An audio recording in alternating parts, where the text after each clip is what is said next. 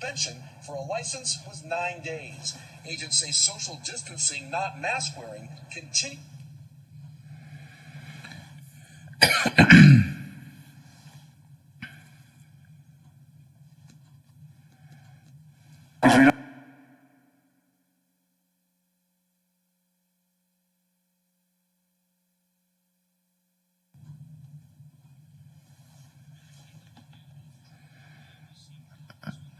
Well, so then it's a technical problem. There's no red lights on the receiver, are there?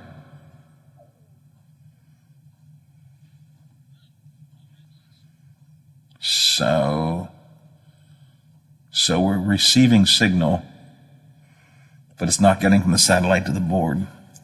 Has to be technical. If it was scheduling, it would still be available on the separate pot, you know? Well,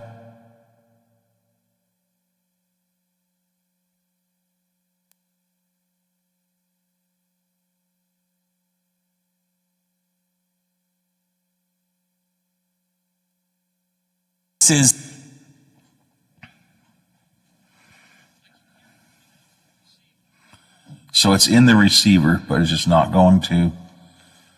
Okay. All right, I will alert Joe, but he probably won't be able to get in until after Bethany, so. So just, you know, like I said, we'll do Metro. At 9 o'clock, do Metro instead of ABC, and then we'll do Channel 7 at past. The rest of the morning, I don't know what to do. I'll figure it out when I get off the air. I don't have time to worry about it right now. Not a good way to start the day.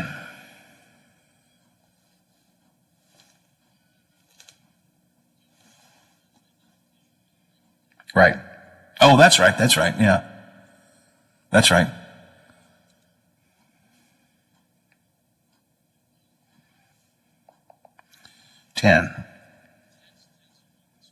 That's where we start to have problems to begin with.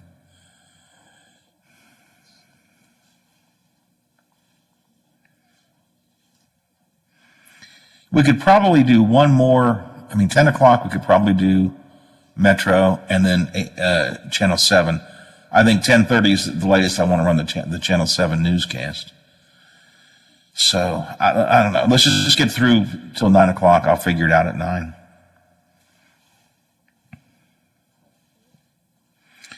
And Amelia's calling in, like I mentioned yesterday. Double check to make sure how she pronounces her last name. Watchdog is protecting your yard. Join Howard Monroe, Hoppy Kercheval, Bill DeFabio, and Big Rick for the best live and local talk in the Upper Ohio Valley and beyond. Martins Ferry trusts the Watchdog. In a divided year, we can still be united through giving.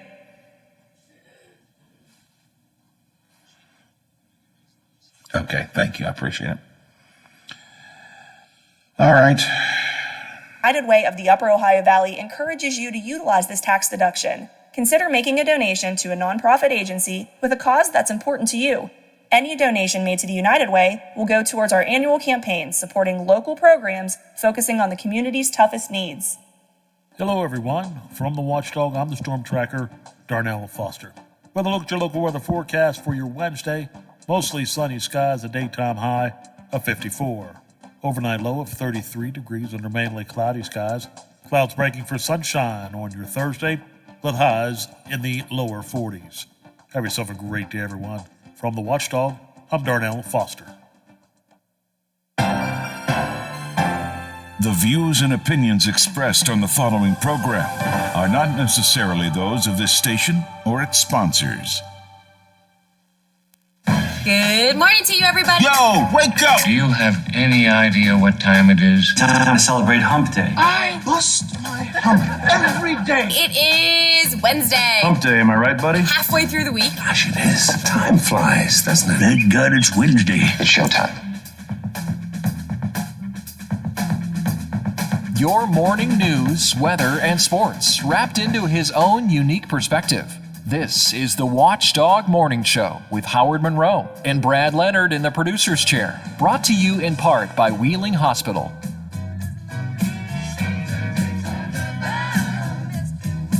It's 8:08 in the morning on a Wednesday, midweek edition here of our big gig. Temperature bumping up a tiny bit.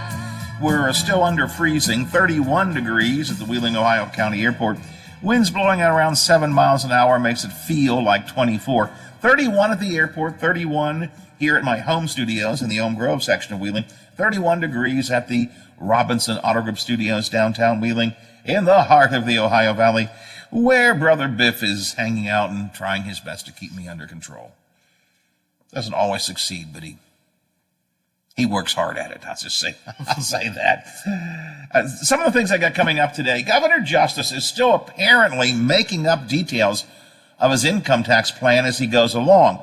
Had a town hall meeting yesterday, and in that town hall meeting, he decided he wants to add alcohol to his sin taxes that he's going to increase in order to make up for the lost revenue from the income tax reduction. It was originally going to be soda pop and cigarettes, and now he adds alcohol to it. I don't have a problem with that, other than it just sounds Biffy like, once again, he's just sort of making this stuff up on the fly. Just, let's add the alcohol tax. The last town hall meeting he had is when he said, I think, maybe we ought to put a tax credit in for low-income people. That's not a bad idea. We'll have to come up with an idea.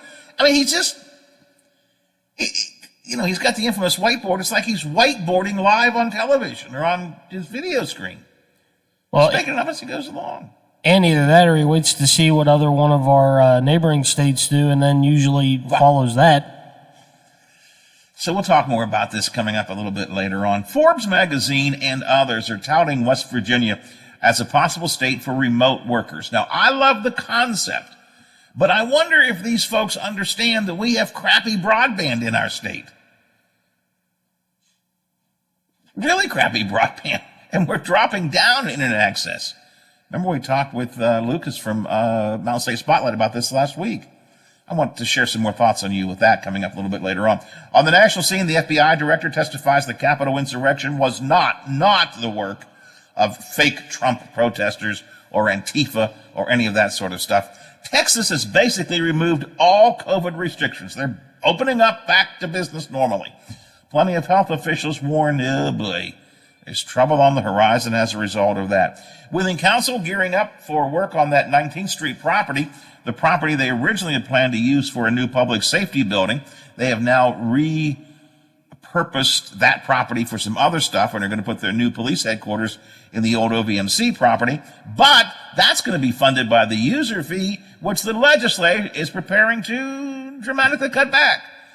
City officials mighty concerned about that.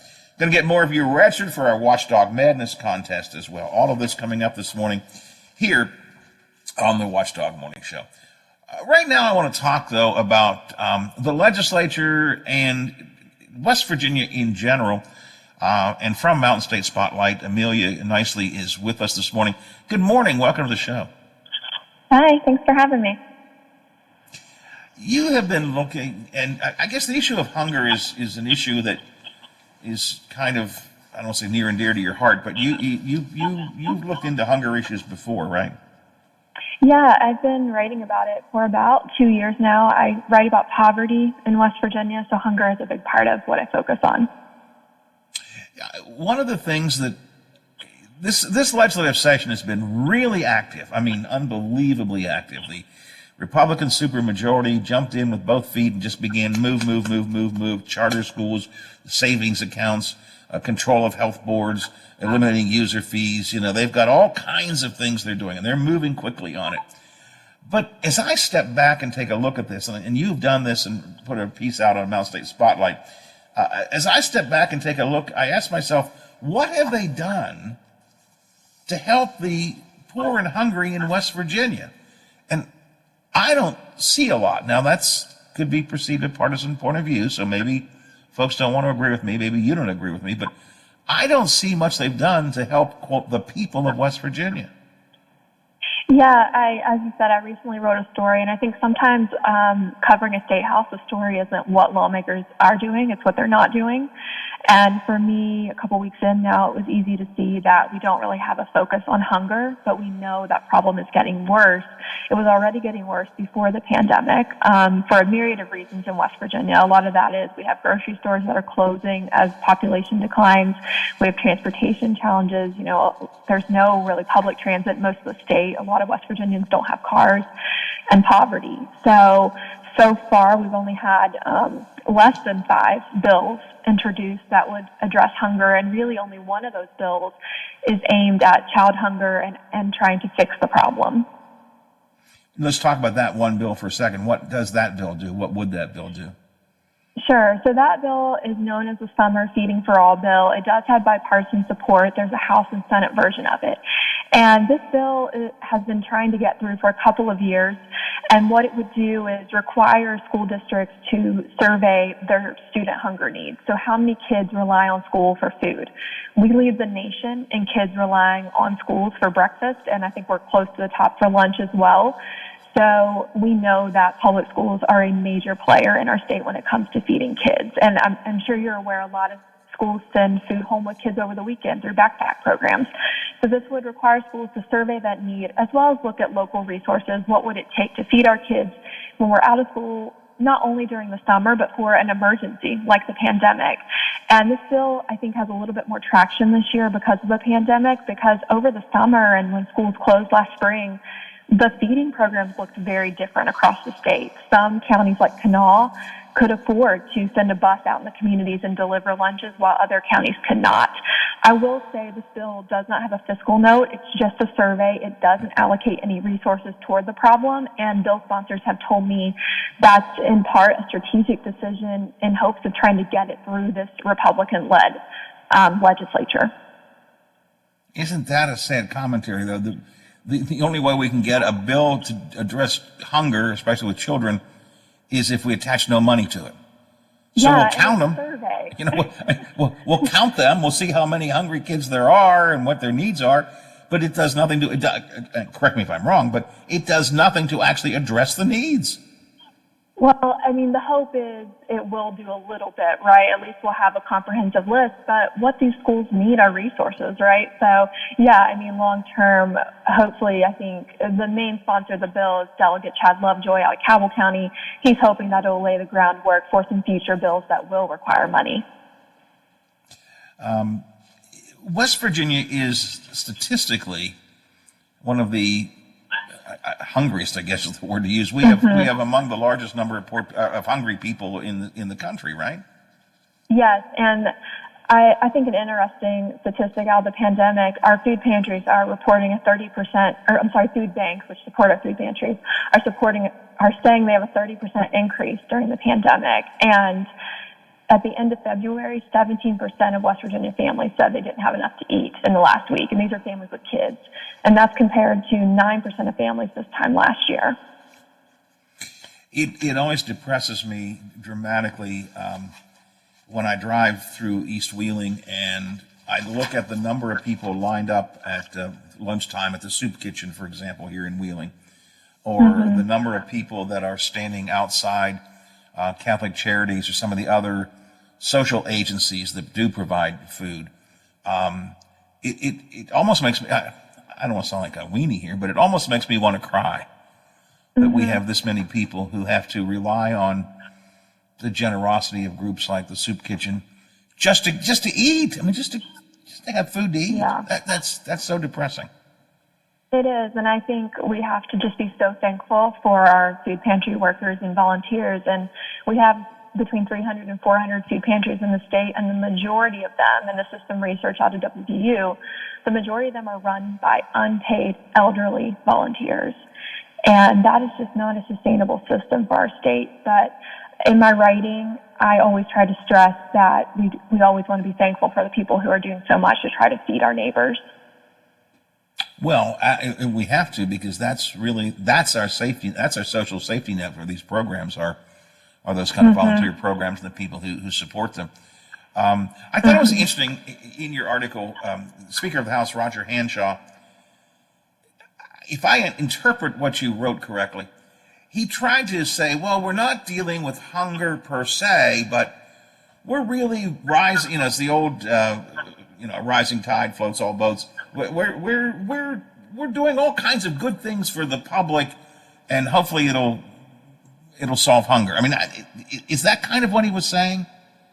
Yeah, I mean, he said we don't typically look at hunger as the only issue. We want to look at poverty, but there really aren't that many bills aimed at reducing poverty either. I mean, that's my beat. I look very closely at that. So, yeah, and I guess now would be a good time to say the Senate is going to vote today, a third vote on a bill that would require applicants for TANF, which is Temporary Assistance for Needy Families. It's a cash assistance program for very, very poor families. This bill would require applicants for that program to go through a drug screening process. Yeah. So even though Hanshaw's in the House, I mean, in the Senate, we're seeing kind of the opposite. We're seeing a bill that would make it harder for the poorest of our residents to get help. Actually, there have been a couple of bills that I consider to be anti-poor bills. Maybe that's not quite the good way to put it. The bill they're running, I don't know where it is in the legislature, on sort of banning needle exchange programs, for example, the harm programs. If folks are in dire straits, we don't want to help them somehow. At least that's the way I look at it. I guess I bring a little Christian perspective to it. I think you deal with the disenfranchised where they are rather than trying to bring them to where you are. And I don't think our legislature, at least not this year, has an interest in doing that. They want to bring them to where they want them to be. So I get very, very, very depressed by that. Now, the reality is that hunger does tie to poverty, and so does education and other things. So to the extent that we're dealing with poverty issues, it's a good thing. But I'm not sure that we're even dealing with poverty issues very well. No, I think there seems to be a disconnect between what happens at the State House and what people on the ground are saying, right?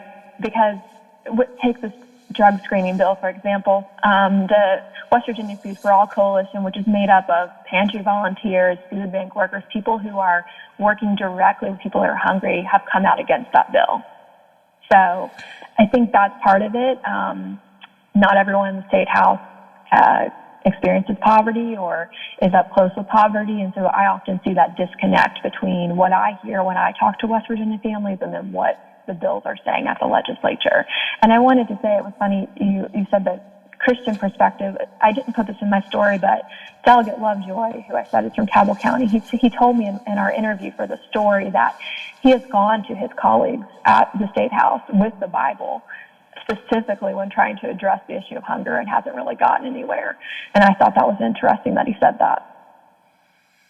Well, that is very interesting, and I'm so tempted to say something, but I'm just, so many people want to quote the Bible when they want to quote certain parts of it, and then they don't want to look at the actual message that the New Testament gives us, which is to love our neighbor and to deal with the disenfranchised. I mean, that's, if you truly are a Christian, I'm not going to get religious here, but if you're truly a Christian, that's your first mission, is to deal with the poor, the hungry, the homeless. That's what we're supposed to do. Jesus did not say, go help find them get a job. Jesus did not say, let's go and test them, make sure they're not on drugs. Again, he said, let's meet them where they are. So it's interesting that Delegate Lovejoy would bring the Bible to say, look, how about this? I don't care about that. We better get this drug bill passed. Which is really a punitive bill. I mean, right? I mean, let's be honest about it. It's a punitive bill. Well, there are a couple goals. DHHR actually administers this program already, and the bill would continue it. And DHHR said there's a couple of goals, but of course, the biggest goal, they say, is connecting West Virginians with treatment. And this is one way to do that. But only one person who was flagged through the TANF screening process has completed treatment. And really, as far as punitive, it really hurts children, because it's just another barrier in the application process. And DHHR has said that most people who are flagged in the beginning ghost and don't continue with the screening process or get connected to treatment. Therefore, their children are missing out on food and medicine, which you can use TANF to pay for. So to me, that's what I'm going to focus on, is that's who's being hurt when we have people ghosting on this program who need the money to feed their children. Yeah, absolutely. One of the things that probably bugs me a little bit about this whole thing is that we do have some money to spend in West Virginia. We still have that Federal CARES Act money, half of the money left over from the money we got last time around, and likely millions more coming under a second COVID relief bill. The governor wants to put them in his buckets and save it for the future. How about feeding some people with it? How about getting it out into the hands of people who actually need it? I mean, that's one of my great frustrations right now, is the way the governor wants to hold on to that money, which really isn't his to hold, in my opinion, when we have need for it that would meet, I think, the criteria of COVID relief. And there it sits, 600 million plus just sitting around waiting to go into the buckets. Yeah, the state auditor's office is probably tired of me sending them the same email since the summer. I've been asking them probably on a monthly basis, hey, checking in, has Governor Justice spent any CARES Act money directly on food resources or hunger relief? And the answer is always no. I've been following that since the summer, and I will tell you, food bank workers and anti-hunger advocates have gone to the governor since last spring and said, please use some of this CARES Act money. One of the big things they wanted over the summer was to use that CARES Act money to pay bus drivers to deliver food to kids. Yeah. What an important thing that we could have used, and it didn't happen. So, yeah, that still has not happened to date. And expenses like that are, in my mind, directly COVID related. Yes. The kids are home because of COVID, so getting them food is necessary because of the pandemic. That's what a COVID relief bill was supposed to do. It wasn't to go into buckets for our future use or to be there in case the income tax reduction plan fails, which I think is part of what the governor is looking at. That Federal CARES Act money and the new money coming is supposed to go to people who need it for COVID-related problems. And bus drivers getting food to kids who are home because of the pandemic would certainly fall into that category. Yeah, I actually rode with a bus driver over the summer into parts of Kanawha County I hadn't even been to. I'm from Kanawha County, and we went way up in a holler and delivered food to kids. And the bus driver she knew all the kids by name. She kept telling me, this kid wouldn't have eaten today if I hadn't delivered this food. This kid would not have eaten today had I not delivered that sandwich. And that's heartbreaking. And I'm like you, I drive by the pantry in my neighborhood. The line is the longest I've ever seen it. My husband and I had strangers knocking on our door during the pandemic asking for food for their kids because they know we have kids because we have toys in the yard. I've seen the need increase just in my own circle. And yeah, that's just, you asked me if this is something close to my heart. It is. I mean, it motivates me so much to write because I know there are kids in our state who are hungry. So I'm not going to stop writing until we have more resources for that problem. You mentioned at the top of our conversation, there were several bills pending, or at least being talked about. The one that has the most likely chance is I call it the counting bill, the survey bill. What other bills at least are bubbling up back there that have been proposed to deal with hunger? Sure. So the other two are also sponsored by Delegate Lovejoy. One is to increase money that seniors can use at farmers markets. They get a voucher now, and this would add some money onto that. And also there's one to establish a block grant program for West Virginia produce farmers. And part of that program has a board that approves the grant, and someone on that board would have to be a food insecurity expert. So I think these are a little bit more hunger adjacent compared to the Summer Feeding for All bill, but they are at least addressing some aspects of food insecurity in West Virginia. And then Delegate Danielle Walker is planning to introduce a constitutional amendment that would affirm West Virginians' right to food, and that is still in the bill drafting process. I laugh because otherwise I would cry. We have to actually write it down somewhere that people have a right to food. You know, we have to. Yeah. we have to put that in the Constitution because people don't know that we have a right to food, a right to eat. Not eat the way I do. I eat too much. But I mean, a right to basic sustenance. We've got to put that in the Constitution. Really? I guess we do. You mentioned the summer feeding bill. That's actually been proposed in the past, right? Yeah, this is the third session, I believe, that it is up. So it's been through a couple different versions, but yeah, this is the third time that Doug Lovejoy is hoping to get it passed. Well, I appreciate your time this morning. Keep an eye on all this stuff. We'll look for you, your writings at Mountain State Spotlight. I think we need to be, I like the way you phrased in the beginning. We spend, and I do every day, spend a lot of time on what the legislature is doing. Sometimes it's important to step back and remind ourselves what they're not doing. And I think this is one great example. What they're not doing is addressing the real serious problem we have of hunger, and especially childhood hunger in this state. And folks need to be aware of it. So they can find out more. This is a good piece you wrote. I appreciate it for Mountain State Spotlight. And you've written several pieces about the hunger issue that people can find if they go to mountainstatespotlight.org. So I appreciate your time this morning. And if anytime you need something to you want to talk about more things, just reach out to me. Happy to let you come on, okay? Okay, thank you. Thanks for having me.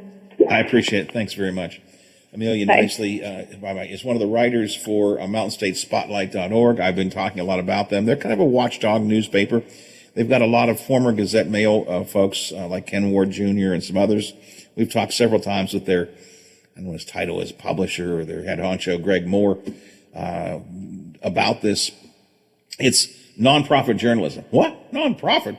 It's nonprofit journalism. There's a real trend across the country for some of this stuff. And I think they do a really good job of asking the hard questions, the difficult questions about West Virginia. So I've been featuring some of their writings here on the show. Amelia Nicely writes, not exclusively, but in great detail, frequently, about hunger issues in West Virginia. And again, we're going to give vouchers to kids that probably can't ever use them. We're going to create charter schools so people can abandon the public education system. And we're going to drain money out of the public education system. I mean, the whole litany. We're decreasing water standards in West Virginia. Big public hearing on that just yesterday. We're doing all of these things that make life more difficult in West Virginia. What are we doing to make things better for the people of our state, who, quite frankly, to a large extent, are poor, hungry, even homeless? The answer, by the way, is nothing. Just not on that. It's not in the Republican playbook. It's just not part of their playbook. And again, Roger Henshaw, in this article that Amelia wrote, Speaker of the House, kind of tried to say, well, we're not dealing with hunger per se, but, we're dealing with a lot of issues that will make life better for people, and then they won't be hungry because life will be better, which is a version of trickle down, which doesn't work. All right, 8:31:29 before the hour here on the Watchdog Morning Show. We have to get some of you registered for the Watchdog contest, the Watchdog Madness contest. I got the Capitol report coming up, and a few other odds and ends I want to get to. Got to speed along here because we got the legislative watchdogs. They're barking in the background, ready to come in and take over at 9 o'clock. So why don't we, Biffy, head to the news desk first, and then we'll continue after that. 8:31:29 till the hour. 31 degrees at the Wheeling, Ohio County Airport. We are the Watchdog Morning Show. The WTRF Channel 7 News Update is brought to you by Thomas Auto Centers, Mall Road, St. Clairsville. Get the best deal at Thomas Auto Centers. Now it's time for your local news headlines. We'll take one more break, so you don't have to squeeze everything in here. I'll take one more break before the top of the hour.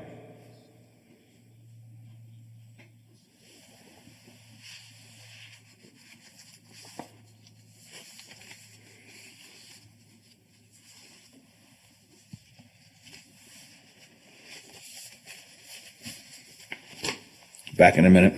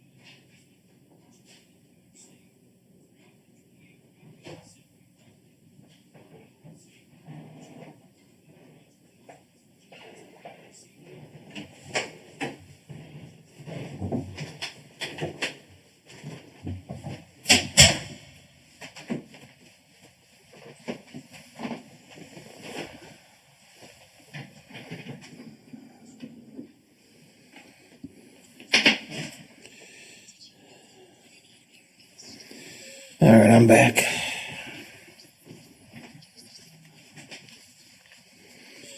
I'll do capital report coming up.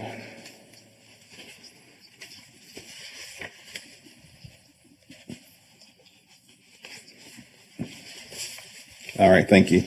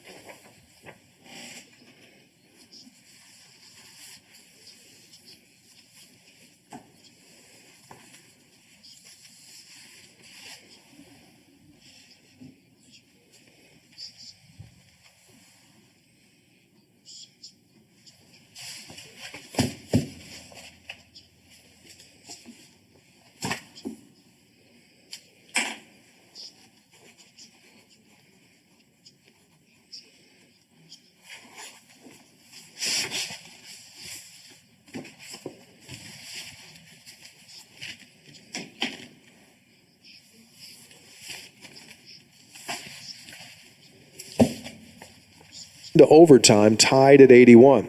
That is when problems started for West Virginia. The Mountaineers executing poorly in the final 5 minutes of the game as West Virginia ended up shooting just 1 of 5 from the field, including 1 out of 3 from 3, and the Bears made 4 of their 6 shots. With the victory, Baylor wins the Big 12 Conference regular season championship. They are now 19-1 on the season. It's the first conference title for Baylor since 1950. Individually, in the loss, West Virginia had some fantastic efforts, including a career-high 26 points from Taz Sherman. Miles Deuce McBride finished up with 19. Sean McNeil finished up with 18. But in the end, some late missed foul shots by West Virginia and key turnovers ends in defeat. 94-89, Baylor in overtime. That is today's Mountaineer Report, brought to us by Kroger, the official grocer of WVU Athletics. I'm Tony Caridi on the Mountaineer Sports Network from Learfield, IMG College. Listen to the Watchdog Morning Show with Howard Monroe. Weekday mornings 7 to 10 a.m. Only on the Watchdog. Live and local talk radio just the way you like it. Over the years, you've brought opioids into your home. They helped when you were in pain, and you held on to them just in case. But holding on to opioids puts your family at risk. Learn more at www.fda.gov/drug disposal. The 2021 Honda ATV lineup is here to prove it's possible to work smarter and harder. With the power to get the job done, the technology to make it easier, and tried and tested quality to keep you moving forward, the only thing left to add is you. Then you'll understand how life is better on a Honda. Honda recommends ATVs for riders 16 years and older and recommends that all ATV riders take a training course. Hello? Honey, where are you? Well, I'm checking out the chicks here at Rule King, Sweet Pea. Excuse me? You want to run that by me again? Well, I got so many cute chicks here to choose from. Sir, do you want that now or when you're done shopping? Oh, where's my coat? Friends, Rule King has everything you need to raise chickens at the lowest prices, guaranteed. Oh, honey bun, I'm sorry. I just got so excited about the Rule King Chick Days. Well, don't forget the chicken feed. Now, during the Jim Robinson Ford Lincoln Toyota Pre-Owned Super Sale, select from over 80 vehicles in stock starting under $5,000. Most are local trades, many with one owner. Hurry to Jim Robinson at the Highlands, home of lifetime powertrain protection. Now, during the Jim Robinson Ford Lincoln Toyota Pre-Owned Super Sale, select from over 80 vehicles in stock starting under $5,000. Most are local trades, many with one owner. Hurry to Jim Robinson at the Highlands, home of lifetime powertrain protection. For all of your IT needs, visit OmniPerforms.com. Omni Strategic Technologies, the only IT company that the Watchdog trusts. In a hurry and need to see a doctor? The Woodsdale Health Center and Walk-In Clinic is located across from Little Caesars on National Road. Open 7 to 7 Monday through Friday. Patients can receive primary care, treatment of minor illnesses and injuries, wellness visits and physicals. There's also a lab draw station open from 8 to noon weekdays. A division of Wheeling Hospital, the Woodsdale Health Center is led by family physician Dr. Michael Wilson. Call 304-234-1971. They'll take good care of you. It's your turn to talk. From politics to pet peeves, get it off your chest and on the air. The Watchdog Morning Show with Howard Monroe continues. It is 8:40, 20 till the hour. We're looking at about an even freezing 32 degrees. Tomorrow, we are going to talk about the vaccine. Dr. Clark Milton from Wheeling Hospital is going to join us. I think people have the wrong idea about the vaccine. I'm finding more and more people who think as soon as they get their shot, that's it. Everything's normal again. I can go back out and do everything I wanted to do. Forget the mask. Let's go out. I'm going to go out and do things. I saw one woman who was on Facebook, didn't see him personally, but on Facebook, who said, got my shot, going to the track. No, it doesn't quite work that way. We're going to talk, maybe it does. I don't know. We'll talk to Dr. Milton about that tomorrow. And then, Biffy, we're going to Mars tomorrow. Yeah. Some people think that I've been on another planet for a long time. But a WVU professor is actually directly working on the Mars Perseverance, the rover project on Mars. She's helped to plan it and is working with getting some of the samples they're bringing back. She's done a lot of research on what Mars is like. So Professor Bennett's going to join us tomorrow to talk about Mars. And I told her, be prepared, because I want to ask her, will we find little green men up there? Will there really be little green men? When that rover starts looking around, are they going to find little green men? So we're going to Mars tomorrow as well. Should be a fun show. Got a couple of really good things planned for you. I've been mentioning all morning, Governor Justice just seems to make things up as he goes along. I'm sorry. I hate to be so perpetually critical of him. And the governor has done some good things in managing the pandemic and so on. But he just makes things up as he goes along. Yesterday, he had another one of his town hall meetings online where people could ask him questions about the income tax reduction plan. And he talked about the usual stuff that he's been talking about, want to reduce the income tax, raise sales tax, raise sin taxes, tier the extraction industries, tax rates. What am I forgetting? Make some budget cuts, all those things. And then when Joe from Scott Depot asked him a question about whether or not, since the governor wants to get additional money to make up for the lost revenue and the income tax reduction, he wants to get additional money by raising the soda pop tax and cigarette tax, the so-called sin taxes. Joe from Scott Depot said, well, what about booze? Joe, you are exactly right, the governor said.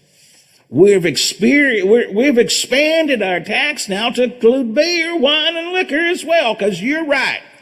Honest to God, Biffy, I don't know this to be the case, but I think Joe sent him a question, and the governor on the spot said, yes, let's do that too. It just makes this stuff as he goes along. He probably was thinking, you know what, this might work. Okay, let's go ahead and do it. Now, mind you, I don't think it's necessarily a bad idea to add additional tax on alcohol. If you're going to have the sin taxes, if you're going to do cigarettes and soda pop, why not beer? I'm not quarreling with the fact of the matter. I'm just saying he just literally makes it up as he goes along. I keep saying, when will we see a plan?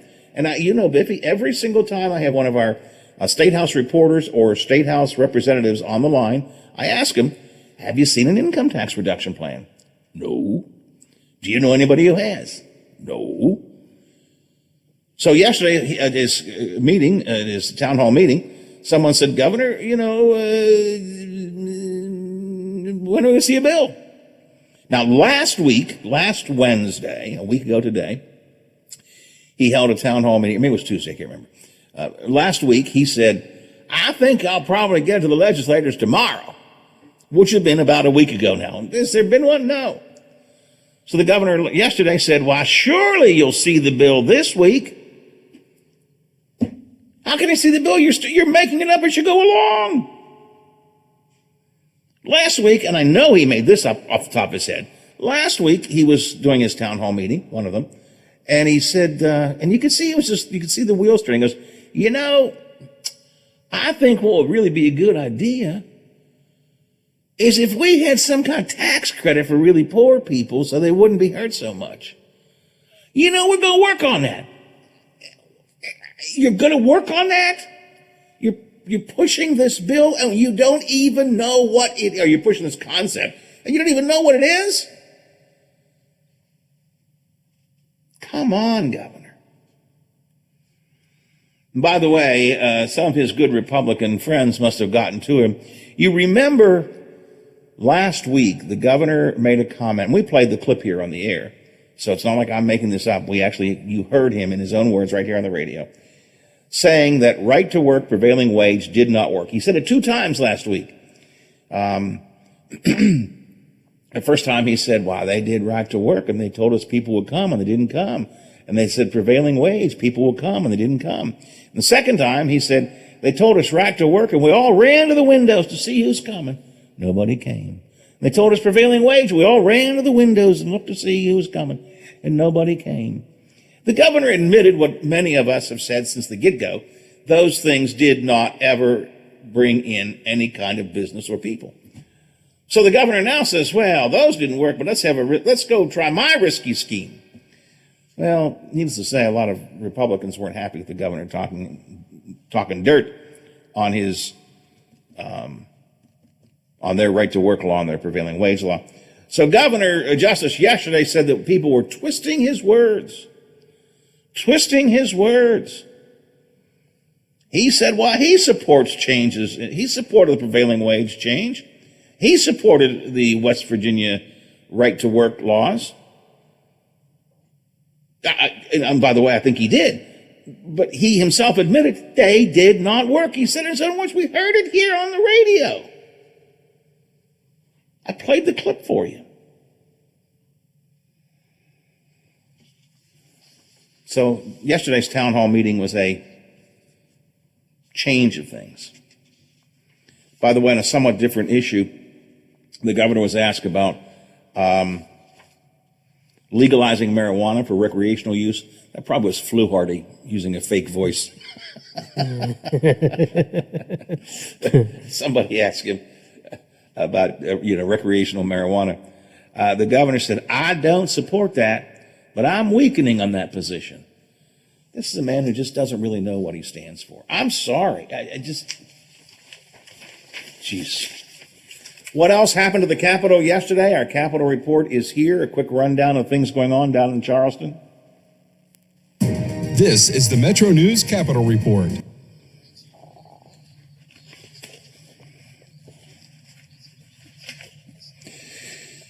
Biff, send it back to me. I need to do a FanDuel, and I will ask for entries into Watchdog Madness, and I'll do a break at that point.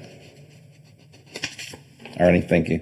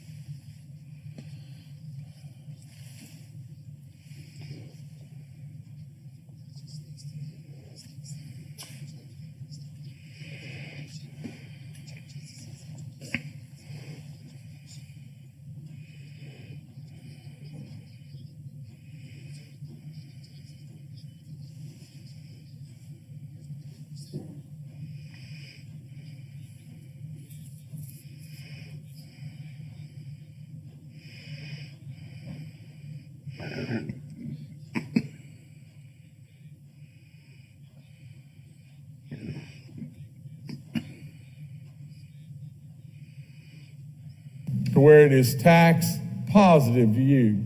I'm Jeff Jenkins on Metro News, the voice of West Virginia. And the governor also said, let's see how many of you believe this. The governor said on, increasing the sales tax, still, we don't know where. He says anywhere from 1.5% to 1.9%. Going to increase the sales tax to help make up for some of the lost revenue. The governor says that, don't worry about that. Businesses won't pass that along to you. The businesses will just pay it themselves. What world are you living in? Businesses will they'll just eat the sales tax increase? No. No, they won't, Governor. They won't. That sales tax increase will get passed on to you and I. Somebody on Twitter yesterday pointed out Governor Justice was the guy who said he would close the Greenbrier if they increased hotel motel taxes in Greenbrier County, because he wasn't going to pay any more tax. Don't you worry. Well, business will never pass it along to you. Whew. We'll continue to ask the question every day, do we have an income tax bill yet? And when we do, we'll see what it looks like. Coming up, I want you to be prepared to enter in our Watchdog Madness contest. Watchdog Madness is underway. March Madness gets underway in the near future. We actually are going to have a March Madness this year. We didn't have one last year. Thought we would, didn't. So we thought we'd have a Watchdog Madness last year. Thought we would, we didn't. But March Madness is coming up, and Selection Sunday is March 14th, I think, right, Biffy? Yep. And March 15th will be our Selection Monday. Well, what are you going to select, Howard? Well, I'll tell you what we're going to select. We're going to select 64 of you to be paired up with the 64 teams, and then we'll play the brackets. And you will be matched with a team, and whoever's team ends up winning March Madness, wins Watchdog Madness, and gets a big screen TV. Now, to get registered, to be in that running, I need you to call in at 304-232-8255. And Biff will get your names. We'll take two more again today of people getting registered. So call into the Watchdog hotline right now, the CityNet hotline, 304-232-8255. And we'll get two more people registered, and then we will put you into the brackets. Then on Selection Monday, the 15th, we'll put all the 64 names we've selected that you all have registered into a little bin, and we will pull out a name, and we'll pull out a name from a separate bin of the teams, and we'll match you up with the team, and wherever they are, wherever your team is on the bracket, that's where you'll play all season long, or all March Madness long. A winner gets a big screen TV, so I want you to be sure to stick around for that. Hey, also, since we're talking about sports, let me just remind you that if you want to add some excitement to your sports watching experience, you can bet on all of the action, March Madness or anything else, on FanDuel. I always tell you there's a reason why FanDuel is America's #1 sports book. Their app is simple to use. They've got great odds on all different betting markets, unique, fun bet types like same-game parlay or exclusive always-on promotions like enhanced odds boosts on the biggest events going around. And if you win, they even get your winnings to you in as little as 24 hours, which is a pretty big deal. So ease of use, it's a simple, intuitive app, no problem learning it. Fast withdrawals when you win. A neat odds boosts and specials are part of it. And sometimes the chance to really win and win big. Right now, FanDuel letting you place your first bet risk-free up to $1,000. Just place a bet on it. This is for your first bet if you're new to FanDuel. Letting you place your first bet risk-free up to $1,000. Place a bet on any game. FanDuel will refund you in credit up to $1,000 back if you don't win. If you win on your first bet, you win, life goes on. If you don't, you get up to $1,000 back. Just place a bet on any game, NBA, college basketball, tennis, golf, whatever you want. If you win, you keep the cash. If you lose, you'll get your entire bet. So if you've never tried FanDuel, download it now. The FanDuel Sportsbook app. Use my name, Monroe, in the promo code box. FanDuel Sportsbook. You must be 21 or older and present in Pennsylvania or West Virginia. First online real money wager only. The site credit is non-withdrawable and does expire in 14 days. Some restrictions do apply. See sportsbook.fanduel.com for details. And remember, if you have a gaming problem, don't use FanDuel, but rather visit www.1800gambler.net. It's 6 before the hour here on the Watchdog Morning Show. I'm not buying till I checked on Ford. Most of us are faced with uncertainty.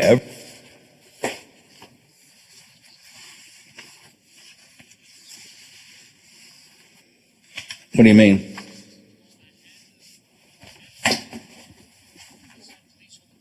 Didn't hold on.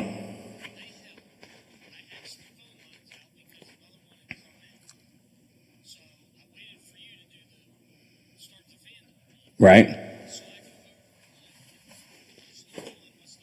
Oh, jeez.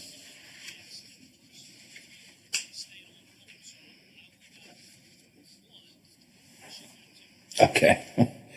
Well, we'll try and get one more after the break. If not, you know what? I got to sit down and figure. I don't even know how I'm supposed to. I know I'm supposed to get 16. I got to figure out how many days we have left and how many I have to do per day. I'm sort of playing this by ear right now. So if we only get, yeah, that's what I'm saying. I don't think we're going to do 2 a day.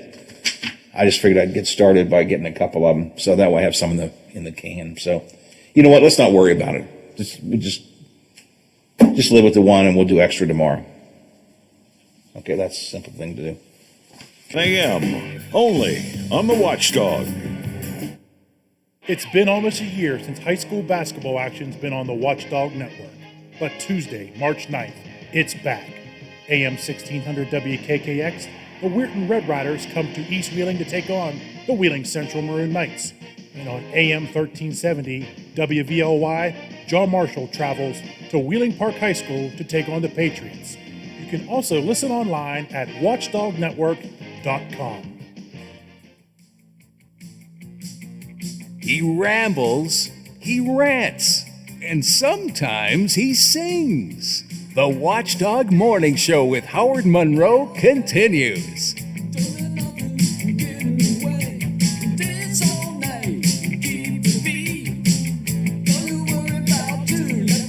Till the hour here on the Watchdog Morning Show. The Legislative Watchdog coming up this morning at 9 o'clock, coming up at 10 o'clock today. It is, as always, a statewide talk line. My good friend, Mr. Kirchhoff, will be in this morning with statewide talk line. Hoppy's got a number of things coming up, including the American Society of Civil Engineers coming out today with their annual report card on America's infrastructure. How safe are our bridges and our roads? I haven't seen this report card yet. It doesn't come out till later today.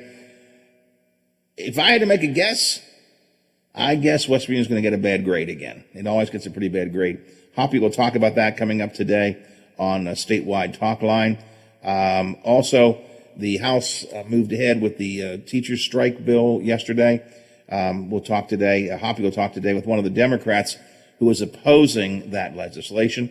And our buddy Brad McElhenney will be in as well. All coming up today. Statewide talk line beginning at 10:06 after the Watchdogs, which are next. And you all need to listen to Brother Biff. I've learned that when Biff says something, I got to do it. So Brother Biff answers the phone to do our Watchdog Madness contest and gets our 2 contestants and says, just hold on the line. I'll get your name and address. He goes back and one of them's gone. When Biff says wait, you got to wait. But we do have one registered from that segment, right, Biffy? Yes, we got Lisa registered. All right, Lisa is registered, joining the 2 that were registered yesterday. We'll pick up another one tomorrow and keep on adding. Remember, all of our hosts are going to be doing the Watchdog Madness. Me, Billy D, Big Rick, and Donnie G on Friday. So get you registered for Watchdog Madness and your chance to win a big screen TV. Well, that's about it for me. I got to say sayonara, see you, bye-bye, farewell. I got to go. I got to get out of here. As I said, Kirchhoff's got the comm coming up at 10. The Watchdogs are straight ahead. And as for me, good Lord willing, creeks don't rise. Bat phone doesn't ring. Don't get impeached. Don't retire. Ticker keeps on ticking. Don't overeat. Don't grow up in the next, in the next 24 hours. And Teddy says it's okay. You can go back to work tomorrow. Granddad, I'll be back tomorrow morning, 7 o'clock. Are you back with me, Brother Biff? I will be here for a Thursday. We'll keep on doing it till we get it right. That could be a long time. Indeed.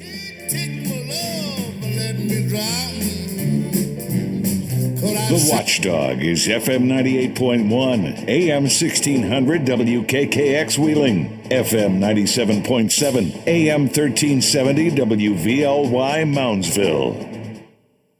The Metro News Update is brought to you by Thomas Auto Centers, Mall Road, St. Clairsville. Get the best deal at Thomas Auto Centers. All right, Biffy, I'll leave you to contend with everything else that's there. I'll be in a little bit. I'll see if I can track Joe down by any chance if he can get in to take a look at that. It's got to be a technical issue, I think, so I have no idea what, where, why, or how, but you said you can hear ABC in the satellite, you said, right? So it's just not... We'll do what I can about that. Can't make any promises, but I'll take a stab at it. And I'll begin in an hour, so I'll probably see you later on. All right, talk to you later. Thanks a lot. Appreciate it. Bye. A student at Huntington High School says too many people his age don't understand how addictive vaping can be. A lot of times when vaping is brought into the issue, people don't think that it's a bad thing when they start vaping.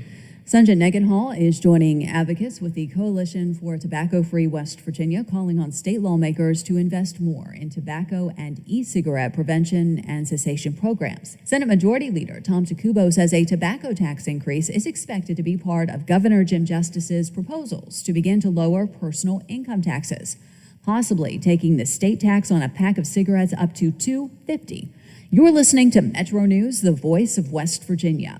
Stretching along the Ohio River today between Point Pleasant and Huntington, ongoing flood warnings from the National Weather Service following heavy rain to start the new week. After several semesters with classes largely online, the provost and senior vice president for academic affairs at Marshall University says the university is preparing to welcome students back to the Huntington campus en masse this fall. Provost Tommy Taylor says the rollout of coronavirus vaccines makes them optimistic. From the Metro News Anchor Desk, I'm Shauna Johnson. AutomotiveMap.com presents the Sports Flash, powered by The Score on The Watchdog. I'm John Thayer. Men's basketball yesterday, number 6 West Virginia fell to third-ranked Baylor in overtime, 90.